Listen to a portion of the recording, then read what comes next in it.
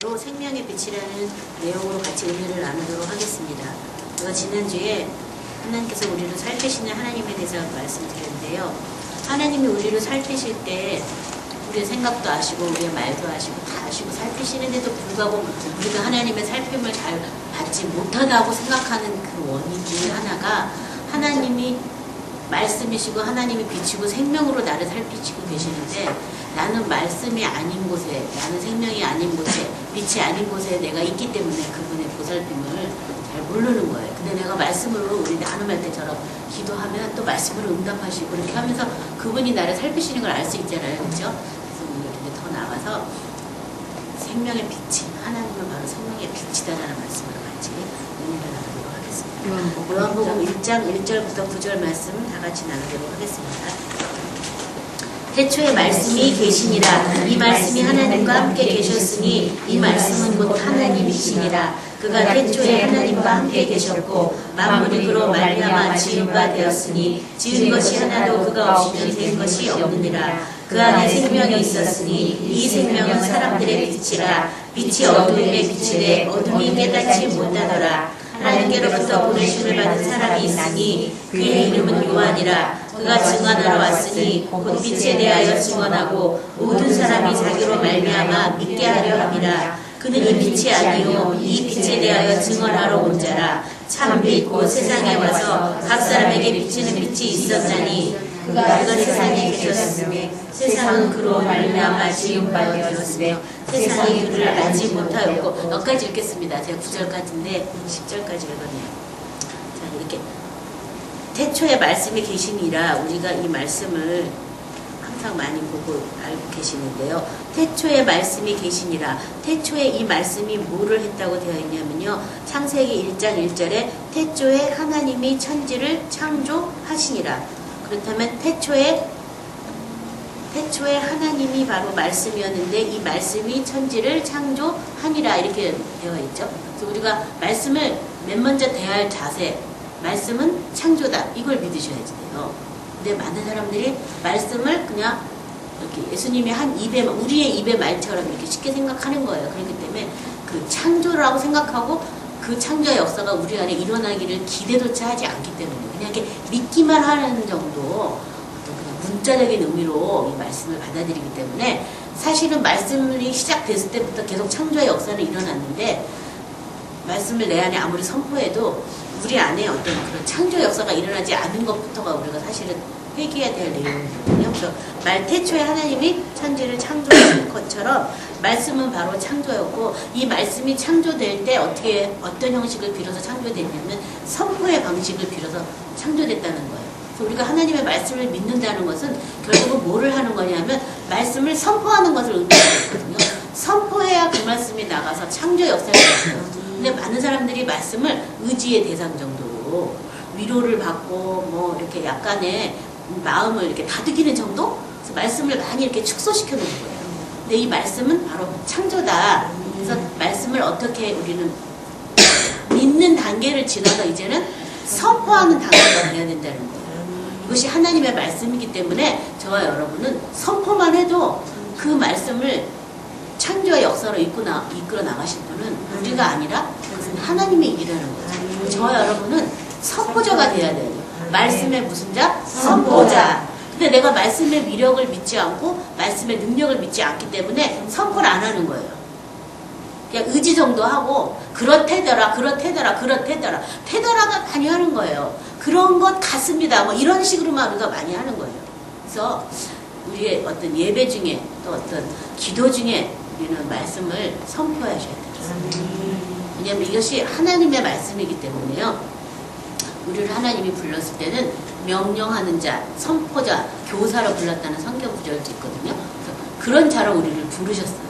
그래서 우리는 혹간에 몸이 많이 아프면 저가 채찍에 맞음으로 내가 나음을 입었다 이 말씀을 인용해가지고 나음을 입었다 근데 왜 안 낫지? 뭐 이렇게 생각할 수가 있잖아요. 그죠?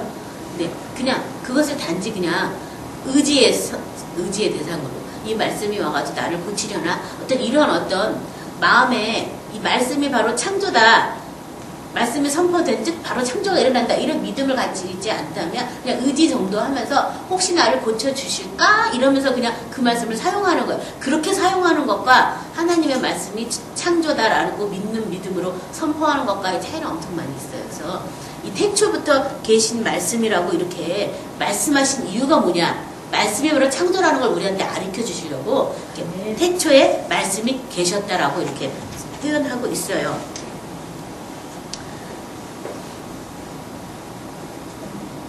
뭐 이런 성경 말씀은 굉장히 많이 있는데요. 계시록에서도 계시록 1장 8절에 주 하나님이 이르시리라 나는 알파와 오메가여 이제도 있고 전에도 있었고 장차도 올 자여 전능한 자라 하시더라. 이런 성경 말씀도 있고요. 또 골로새서 1장 17절에는 또한 그가 만물보다 먼저 계시고 만물이 그 안에 함께 섰느니라. 이런 성경 구절도 있어서 만물이 어디서 비롯됐냐면 예수님의 말씀으로, 예수님의 그 입술 기운으로 만상이셔졌다. 이런 시편 구절도 있는데 말씀으로 이 세상을 창조하신 그때부터 모든 만물이 예수님 안에 함께 지어져 있다라고 말하고 있어요. 자, 그래서 이 말씀, 태초부터 계신 이 말씀이 우리에게 와서 어떤 일을 하느냐 하면요. 히브리서 4장 12절에 보면 하나님의 말씀이 와가지고 예리한 자의 어떤 날선 검보다 더 예리해서 우리의 영과 혼과 관절을 찔러 쪼개기까지 하고 우리의 마음과 생각을 다 하나님 앞에 벌거벗은 것처럼 드러낸다라고 이렇게 설명하고 있잖아요. 그러니까 말씀이 창조도 할 뿐더러 또 말씀은 뭘 하냐 하면 하나님 앞에 모든 것들을 다 벌거벗은 것처럼 드러내는 역할도 한다는 거예요. 말씀이.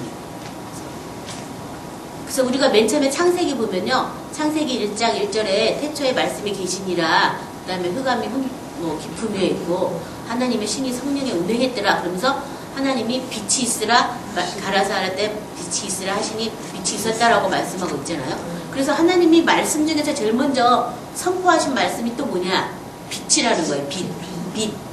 왜냐하면 빛이 있을 이유가 왜 있었냐면요. 창세기 1장 2절 때문이에요. 땅이 혼돈하고 흑암이 깊은 위에 있었다. 그러니까 뭔가 하나님이 태초에 만든 세상을 뭔가가 와가지고 다 뒤집어 엎어놓은 거예요. 혼돈과 무질서와 흑암이 또 깊은 위에 있었다. 뭐 딱 한 구절이지만 깊은 어둠 속에 이 땅에 있는 모든 것들이 다 하나님이 만든 모든 이 만상이 다 흐트러지고 깊은 위에 이렇게 눌려져 있어서 하나님의 빛의 역할을 할 수가 없었어요. 그 안에서. 그래서 제일 처음에 하신 말씀이 이렇게 빛이 있으라라고 선포를 하셔서 빛이 있어서 하신 것은 빛과 어둠을 나누고 분리시키는 일을 했다는 거예요. 그래서 하나님의 말씀도 우리에게 와서 어떤 일을 하냐 하면 빛과 어둠으로 나누고 분리시키는 일을 먼저 해요. 그래서 말씀이 살아서 빛도 활력이 있어서 물수를 찔러 쪼개고 이렇게 하나님을 벌거벗은 것처럼 드러낸다.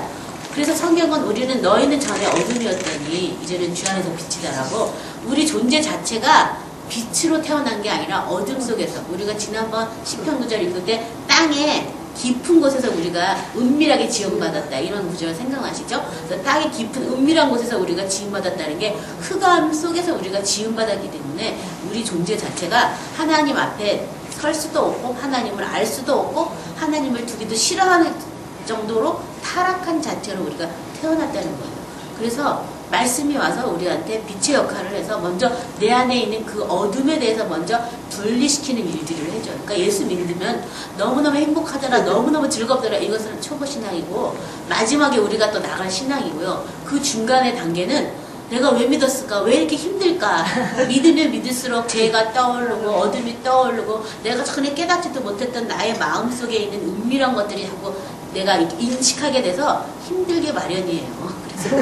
그래서 내 이럴 줄 알았으면 그냥 죽을 때 꼴까닥 하면서 예수 믿는 걸 왜 이렇게 힘들어? 왜 나만 참아야 되지? 왜 나만 이렇게 해야 되지? 막 이런 것이 막 우리가 부당하게 느껴질 때도 있거든요. 왜냐면 어둠을 자꾸 이렇게 분리해내는 일들이 일어나서 왜 그렇게 해야 할 수밖에 없냐 하면요.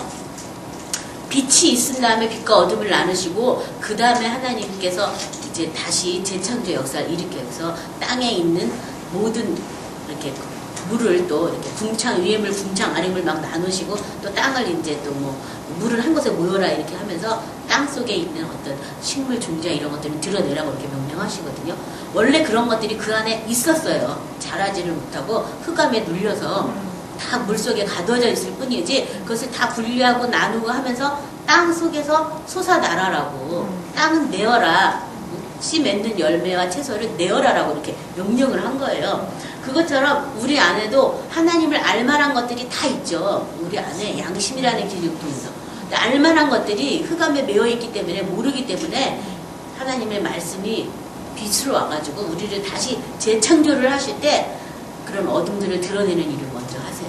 그래서 분리시키려고 어둠과 나를 분리시키려고 또 내 안에 창조의 역사가 더 활발하게 일어나려고. 그래서 우리가 아까 권사님이 나눔할 때 새로운 것이 되었다, 새로운 피조물이다 막 이렇게 했는데 오히려 어둠이 더 막 드러냈잖아요. 이제 그래서 어둠을 분리시키고 그 다음에 내 안에 하나님의 말씀의 빛만 딱 임해서 나한테 새로운 어떤 창조의 역사를 일으키려고 어둠을 이렇게 드러내는 일을 하시는 거예요.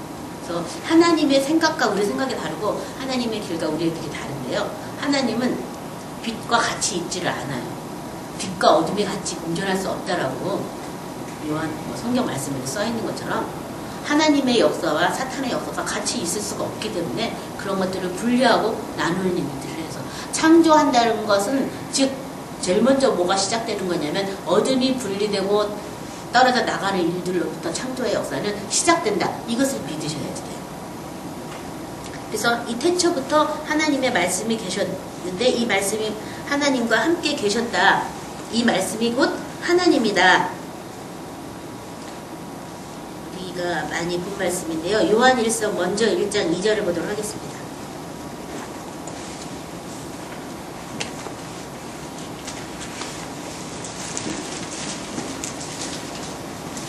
우리 요한일서 1장 1절 2절 다 보겠습니다. 태초부터 있는 생명의 말씀에 관하여는 우리가 들은 바요 눈으로 본 바요 자세히 보고 우리 손으로 만진 바라. 이 생명이 나타내신 바 된지라. 이 영원한 생명을 우리가 보았고 증언하여 너희에게 전하노니 이는 아버지와 함께 계시다가 우리에게 나타내신 바 된 이시니라. 여기 보면 생명, 영원한 생명인데 보았고 증언하여 너희에게 전했다. 눈으로 본 바요, 들은 바요, 자세히 보고 우리 손으로 만진 바다. 이 말씀이 예수님으로 인격으로 오셔서 살아서 성육장에서 오셨기 때문에 이렇게 실질적으로 보고 듣고 만지고 뭐 이렇게 다 했다라고 되어 있죠. 자, 요한복음 17장 5절을 보도록 하겠습니다.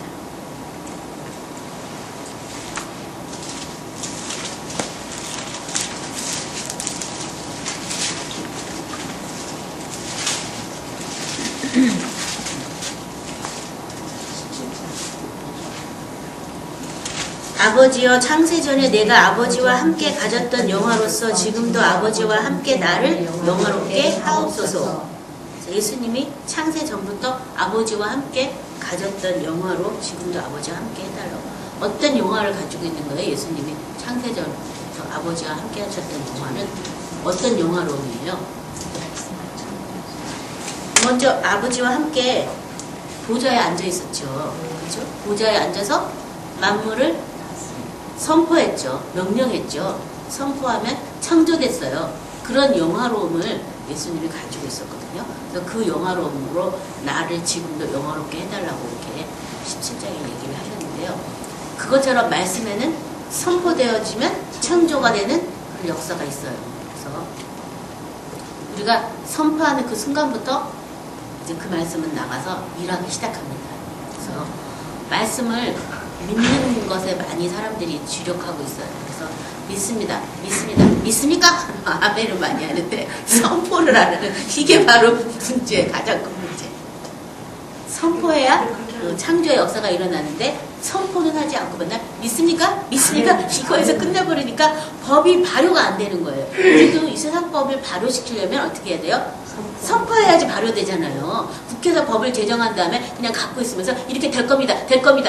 이래가지고는 그 법이 아무 힘을 미치지 못해요. 그렇죠? 그 법을 제정하고 만든 다음에는 그 법을 모든 백성에게 반포해야죠. 선포해야죠. 앞으로부터 시행령을 내리겠습니다. 이 법을 지키지 않으면 이렇게 되고 지키면 이렇게 됩니다. 이런 어떤 시행령이 내리고 나면 그 법 앞에 모두 다 복종하게 돼 있어요. 그런 것처럼 우리도 말씀을 선포해야 되는데 이 선포자들이 복종하면서 선포를 해야 그 말씀이 이루어지는 거지. 나도 복종 안 하면서 선포한다고 물론 되기도 해요. 그게 하나님 말씀이고 그것이 하나님의 뜻이라면 이루어져요. 나의 복종돼서야 상관은 없이. 그렇지만 대부분은 선포할 수 있다고 생각한다면 그 사람은 벌써 하나님의 말씀에 다스림을 다 받은 사람, 그 말씀의 능력을 알기 때문에 선포자가 되는 거예요. 그 말씀의 능력을 결코 알지 못한다면 선포자가 되진 않아요. 그냥 믿습니다. 맨날 이거만 하고 있는 거죠. 그렇죠? 근데 그 말씀을 선포해서 그 말씀의 능력을 내가 깨달았다면 그 다음에 무슨 일을 하겠어요? 선포하는 믿지 않는 것을 회개한 다음에 선포하는 일부터 하지 않겠어요? 그러니까 우리의 많은 기도의 대부분의 시간에 안 사람이 믿는다고는 하지만 선포되지 않아서 그 말씀에 나가서 역사하지 않는다. 그래서 오늘부터 저와 여러분이 2012년도에는 말씀을 선포하는 선포자가 되시기를 기도하셔야 되겠습니다. 그가 태초에 하나님과 함께 계셨고 만물이 그로 말미암아 바 지은 바 되었으니 만물이 다 예수님을 통하여 지은 바 되었다. 시편 33편 6절에는요. 말씀으로 하늘이 지음이 되었으며 그 만상을 그의 입 기운으로 이루었도다. 입 기운으로. 그 말로 이렇게 모든 만물을 다 이루었다라고 되어 있어요. 그 다음에요. 골로새서 1장 16절 우리 함께 보도록 하겠습니다.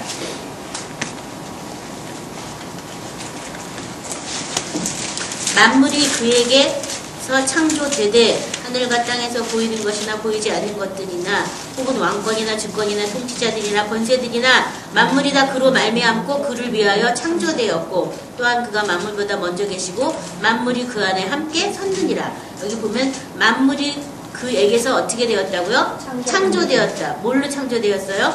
그의 입술 기운, 말씀으로 창조되었다. 그리고 또 그 만물이 그 안에 함께 서 있다. 그러니까 지금 이 타락해서 이 피조물들도 하나님의 아들들이 나타난 것을 고려하고 탄식하고 있다라고 되어 있는데 이 피조물도 타락한 이 피조물의 세계에서도 하나님의 말씀이 선포되어지면 다시 어디로 돌아가요?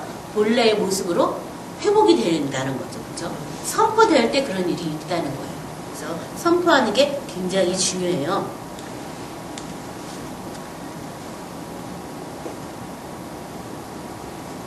지은 것이 하나도 그가 없는 것이 없다.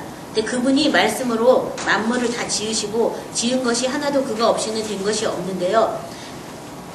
그 말씀 안에는 뭐가 있다고 되어 있냐면 생명이 있다고 되어 있어요. 4절에 그 안에 생명이 있었으니 이 생명은 사람들의 빛이다. 그러니까 말씀은 창조되는 것이고 선포하는 것인데 그 말씀 안에는 뭐가 있냐면 생명의 빛이 있다라고 되어 있어요. 그렇죠? 사람들에게 빛이다. 생명이 있었으니 이 생명은 사람들의 빛이다. 생명 이코로 뭐라고요? 빛. 생명 이코로 빛. 그냥 생명이다라고 하지 않고 빛이라고 한 이유가 우리가 어둠에 잡혀있고 어둠 속에 살고 있기 때문에 빛이다라는 단어를 썼어요. 하나님의 생명은 어둠이 조금도 없거든요. 그렇죠? 하나님은 어둠이 조금도 없으신 분이고 어둠과 같이 뭐 상종하시는 분도 아니에요. 그렇죠? 하나님은 빛이에요. 그래서 사람이 가까이 가지 못할 빛에 거하시고 있다라고 성경 말씀에서 쓰여있어서 우리가 가까이 가지 못하기 때문에 하나님이 찾아오셨는데 누구를 찾아왔냐면 예수 그리스도라는 이름으로 우리에게 찾아오셨어요. 그래서 예수님을 통해서 우리는 빛이신 아버지에 대해서 계속 알아가는데 빛을 알아가는데 이 세상 빛이 아니고 이것은 하늘의 빛이기 때문에요. 이 빛을 알아가려니까 뭐 먼저 알려주시냐면 우리 안에 있는 어둠에 대해서 먼저 알려주는 거예요. 어둠에 대해서. 그래서 내 안에 어둠을 많이 보면 볼수록 하나님의 빛이 어떠한 능력이 있는지를 알게 돼요. 그리고 이 어둠에 대해서 내가 이제는 반응을 보이지 않는 그런 일들이 자꾸 일어나는 거죠. 자, 이 생명의 빛이 요한복음 5장 26절에 아버지께서 자기 속에 생명이 있음같이 아들에게도 생명을 주어 그 속에 있게 하셨다. 또 요한복음 11장 25절 여러분이 다 아시는 말씀인데요. 예수님께서 이르시되 나는 부활이요 생명이니 나를 믿는 자는 죽어도 살겠고 살아서 나를 믿는 자는 영원히 죽지 않을 것이다. 그래서 예수님은 자신을 뭐라고 설명했냐면 나는 부활이요 생명이라고 부활 이후에 오는 생명이라고 표시했어요. 그 순서가 나는 생명이요 부활이요 뭐 이렇게 해도 되는데 부활이요 생명이다라고 얘기한 건 부활 이후에 오는 하나님의 영원한 생명이다라고 이렇게 설명을 하고 있는 거예요. 그래서 그 생명을 우리가 얻으면 예수님 안에서 영원히 산다. 죽어도 살겠고 살아도 나를 믿는 자는 영원히 죽지 않는다라고 말하고 있어요. 자, 또 어디 보시냐면요. 요한복음 8장 12절 같이 보도록 하겠습니다. 요한복음 8장 12절에 보면 나는 세상의 빛이니 나를 따르는 자는 어두움에 다니지 아니하고 생명의 빛을 얻으리라. 예수님은 세상의 빛이다. 뭐를 얻는다고요? 생명. 예수님을 따르는 자는 어둠에 다니지 아니하고 생명의 빛을 얻는다. 그러니까 예수님이 바로 빛인데 예수님을 우리가 따른다면 첫 번째 무슨 일이 생기느냐? 어둠을 따르지 않는 일들이 시작되고 그 다음에야 생명의 빛을 얻는다라고 되어 있어요. 그래서 내 안에 어둠을 자꾸 봐야 어둠에 내가 이렇게 익숙했던 내가 어둠에서 자꾸 풀려나서 어둠을 부인하고 또 때로는 쫓아내기도 하면서 어둠의 반응을 보이지 않아야지만 내가 이 생명의 빛에 내가 따라다닐 수가 있는 거죠. 그렇죠? 그 어둠을 보는 것 자체가 하나님의 성령이 와서 하시는 일이에요. 성령이 조명케 하는데 뭘 조명케 하겠어요? 우리 속에 있는 어둠을 보도록 빛으로 조명해 주시는 거죠. 요한복음 12장 46절 보도록 하겠습니다.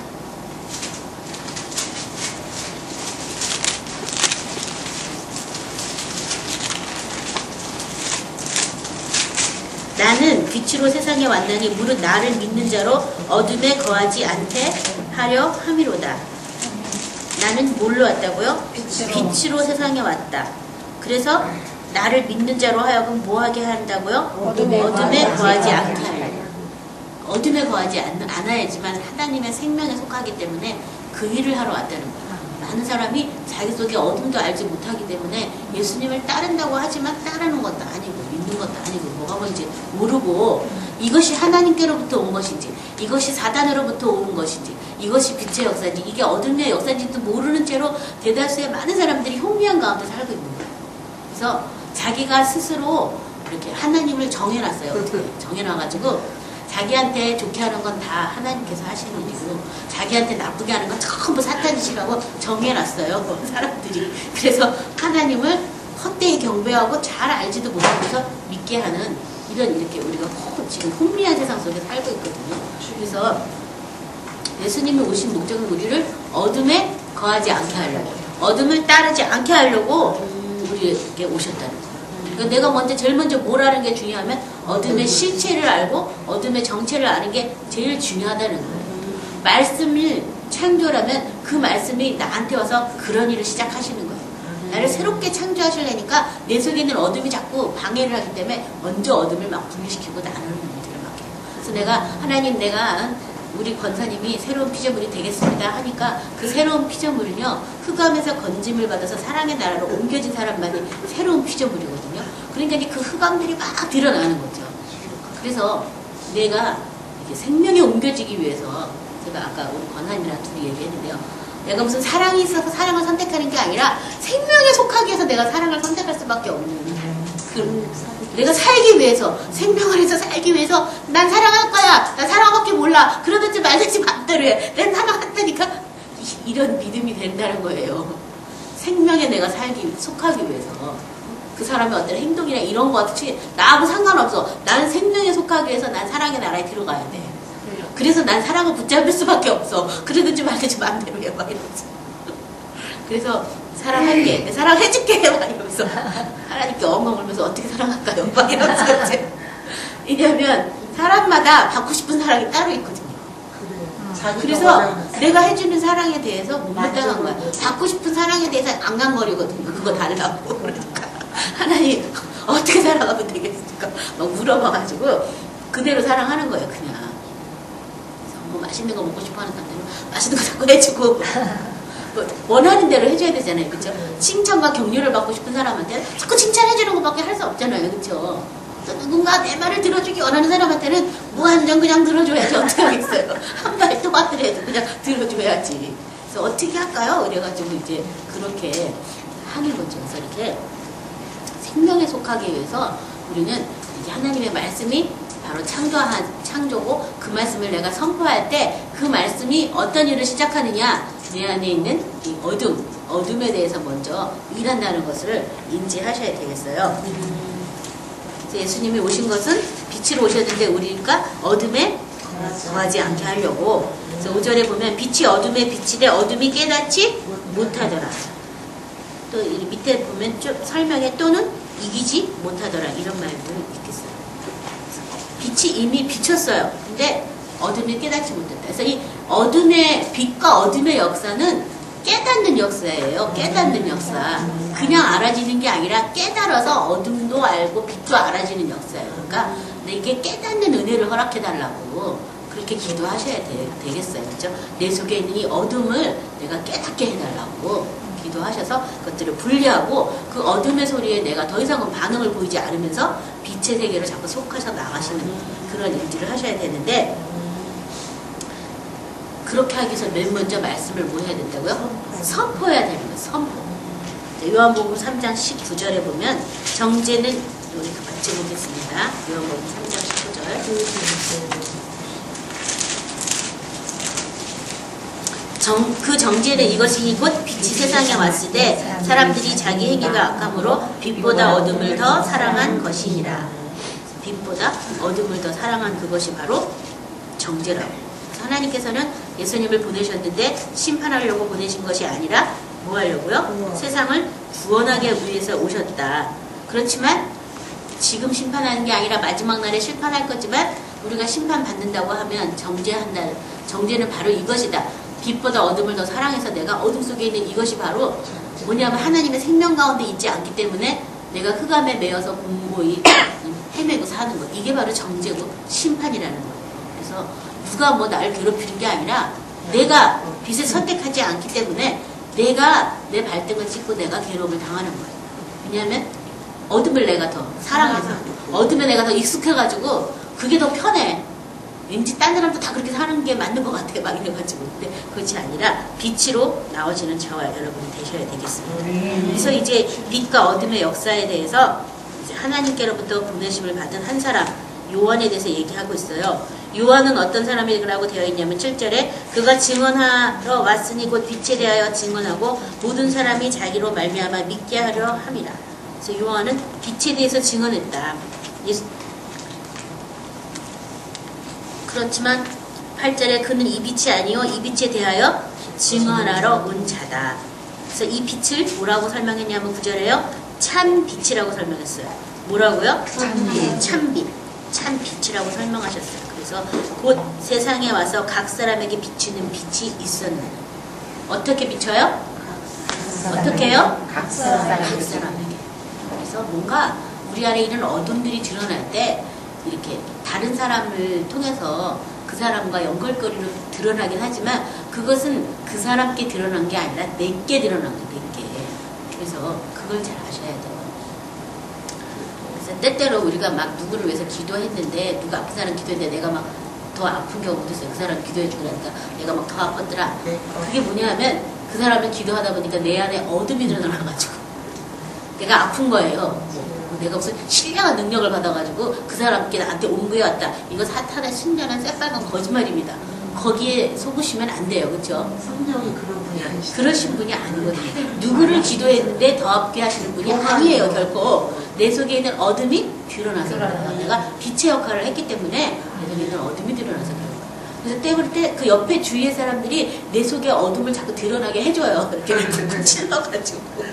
그래서 그 어둠을 나와 하나님의 말씀 안에서 풀어내야 그게 풀려지는 것이지 사람을 붙잡고 있으면 계속 주거니 받거니 끝이 없어요. 끝이. 저도 많이 해봤는데 끝이 없어요. 그것은 하나님과 나와의 관계에 그 사람들이 그냥 너 어둠이야 라고 꼭 찔러진 것 뿐이지 거기에 매여 있으면 안 돼요. 왜냐면 그 사람도 왜 그랬는지를 몰라 또. 사탄이 속에서 이렇게 어둠으로 나한테 딱 말을 해서 나를 경록해 하려고 그런 거기 때문에 나중에 시간이 지나가면 내가 그런 말 했나? 그런 것도 몰라요. 그러니까 절대 그런 것에 속으시면 안 되고 지금 내가 뭔가 하나님이 나한테 어떤 빛으로 나오라고 내 속에 어둠을 보여주셨구나. 내가 빛으로 나가야 되겠다. 이렇게 하고 외부적인 반응은 자제를 하셔야 되겠어요. 그리고 그 사람들이 바뀌는 건 내 소관이 아니라 누가 해요? 하나님께서 하세요. 내가 빛으로 나가면 나갈수록 나의 그 선한 행실이, 나의 착한 빛이 딴 사람의 또 어둠을 드러나게 해가지고 그 사람이 또 스스로 하나님께 기도하면서 바뀌는 거지. 내가 어떻게 말로 다른 사람을 바뀌게 한다든가 내 행동이 다른 사람을 감동시키고 이건 전부 자기의 의로서 하는 힘이지 그렇지 않다는 것은 아무도 누구를 변화시키지 못해요. 내가 변화시킬 수 있는 건 나 자신밖에 없다는 거를 믿으시기 바랍니다. 근데 우리 때때로 이런 사탄의 거짓말에 속아요. 내가 이렇게 해서 저 사람들을 좀 징계해주면 저 사람이 좀 변하지 않을까? 뭐 이래가지고 내가 그냥 괜히 화내는 거야. 좀 깨달으라고 이렇게 말할 때 있거든요. 근데 그래봐야 나만 더 어둠이에요. 그래봐야 나만 힘들어요. 그러니까 그 사람은 그냥 그런 대로 놔두고 내가 하나님 앞에 쓰세요. 그리고 내 안에 있는 어둠들을 처리하시기 바랍니다. 자, 그래서 이 참빛이 각 사람에게 비쳤다. 각 사람에게. 그래서 내 빛은 나한테 적용하는 거지 딴 사람한테 적용하면 안 된다는 거. 이걸 잘 아셔야 되겠습니다. 그래서 내가 빛의 자녀가 되셔야 되겠습니다. 그래서 이 시편 104편 30절에 보면요. 주의 영을 보내어 그들을 창조하사 지면을 새롭게 하시나이다 라고 말씀하셨거든요. 그래서 맨 처음에 주의 영을 보낸다. 주의 영이 누구냐면 성령이고 또 말씀이죠. 그렇죠? 내가 너에게 이르는 말이 바로 영이요 생명이라고 했으니까 말씀을 보내서 하나님이 창조하기 시작하면서 지면을 어떻게 한다고요? 새롭게 창조하면 새로움의 역사가 일어나게 되어 있어서 새롭기 전의 상태가 막 뒤집어 엎어지면서 막 난리를 치는 거예요. 우리가 새 집을 질 때도 어떻게 해요? 낡은 집 어떻게 해요?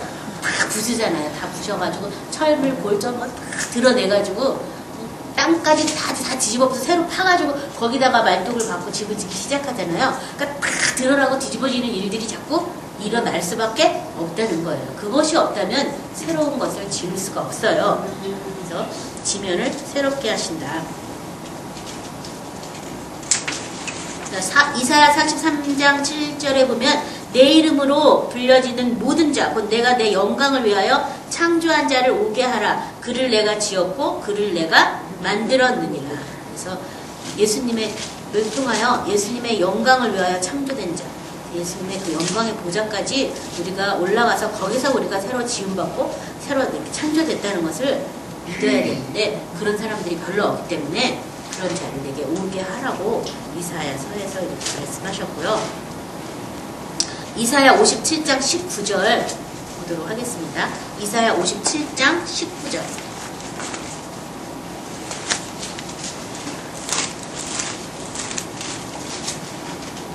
같이 합독합니다. 입술의 열매를 창조하는 나 여호와가 말하노라. 먼 데 있는 자에게든지 가까이 있는 자에게든지 평강이 있을지어다 내가 그를 고치리라 하셨느니라. 자, 무엇을 창조해요? 입술의 열매를 창조하는 자. 그러니까 내 입술에 하나님이 새 말을 두고 내 마음에 새 것을 자꾸 예수에서에 보면 우리 마음과 생각을 새롭게 하고 하나님의 말을 우리 입술에 둔다라고 쓰여 있거든요. 그래서 내 입에 새로운 말을 자꾸 줘서 새로운 창조가 일어나도록 이렇게 하신다는 거예요. 입술의 열매를 창조하는 자라고 되어 있잖아요. 그렇죠? 그래서 교회 다니면 맨 처음에는 원망불평이었는데 감사합니다. 감사의 말이 자꾸 들어오고 또 기쁜 말이 자꾸 들어오고 하나님의 말씀을 자꾸 선포하게 되는 그거조차도 누가 그렇게 하시냐면 하나님이 그렇게 하시는 거죠. 그렇죠? 그래서 뭐 가까이 있는지 먼지 있는 자든지 다 뭐가 있을지어다 평강이 있을지어다. 하나님은 우리에게 평강 주기 원하시는 분이에요. 우리가 생각하는 것처럼 복권 딱 맞아가지고 뭐 일확천금을 그런 것을 주려고 하지 않아요. 왜냐하면 그것을 받은 즉 사람이 어둠에 더 빠지게 돼 있거든요. 그렇죠? 그런 것이 아니라 하나님은 우리가 심은 대로 거두고 성실로 식물을 삼으시는 그 예수님처럼 성실한 자세로 삶의 태도를 가지고 어둠에 휩싸이지 않도록 하시려고 우리한테 평강을 주기 원하시는 거예요. 그래서 예수님 자체도 평화의 왕으로 오셨어요. 그래서 내가 하나님께 받는 가장 귀한 선물 뭐예요? 평강이에요. 평강. 이 어둠이 없어져야 마음에 평강이 임하는 거예요. 이 어둠이 있으면 막 욕심이 우리를 경록해 하기도 하고 해서 탐심이 막 하나님과 우리 사이를 막 방해내서 그래서 우리가 아까 어떤 분이 나눔할 때 이렇게 남편의 자격 그것을 놓게 되니까 남편을 사랑하게 됐다고 말했는데 그렇게 남편의 자격을 묻는 것도 뭐예요? 나의 탐심이에요. 나의 욕심이에요. 남편 없는 사람은 그거 구하지도 못해요. 어떤 사람은 내 남편을 부러워하는 사람도 있어. 근데 내가 항상 함량 미달이라 미달일 때 우린 자격을 운운하잖아요. 남편이 이러면 얼마나 좋은가 막 이러면서 그런 거 역시도 다 뭐냐면 나의 탐심에서부터 오는 거거든요. 그래서 우리 마음에 평강이 있어야 되겠어. 어둠을 몰아내야 내 안에 평강이 있어. 평강이 있다면 조금 더 어둠이 와서 건드리지도 못할 뿐더러 행복한 거죠. 그렇죠?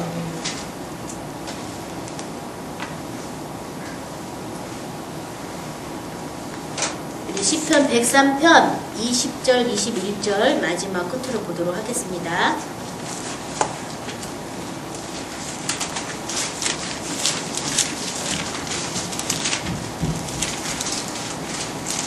같이 합독합니다. 능력이 있어 야훼의 말씀을 행하며 그의 말씀의 소리를 듣는 너희 여호와의 천사들이여 야훼를 송축하라. 그에게 수종들며 그의 뜻을 행하는 모든 청군이여 야훼를 송축하라.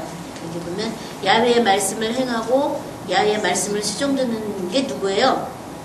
청군? 천사. 그쵸? 그러니까 내가 말씀을 하나님의 말씀을 창조라는 그 하나님의 말씀을 우리가 선포하면 그 말씀을 수종드는 건 누구냐면 천군 천사들이 수종들 거예요. 그래서 그 말씀을 이루게 하시는 분도 누구예요? 하나님이시라는 거예요. 저와 여러분이 믿었다면 선포하세요. 그리고 먼저 믿지 않는다면 믿지 않는 불신앙을 먼저 회개해야 되겠습니다. 그래서 오늘 말씀을 기억하면서 기도할 때 내가 하나님의 말씀을 창조다라고 인식하고 제가 선포한 적이 얼마나 있는가. 다윗은 시편 51편에서 내 안에 정직한 영으로 창조해달라고 이렇게 말하고 있죠.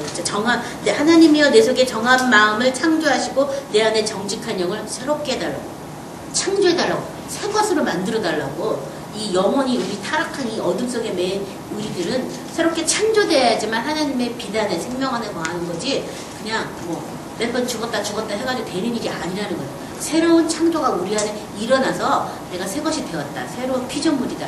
이전 것은 다 지나갔다. 이전 것을 조금도 생각하지도 말고 기억도 하지도 않고 이런 상태가 돼야 이제 새로운 피조물이 되는 거예요. 오늘 말씀을 생각하시면서 우리 기도하겠습니다.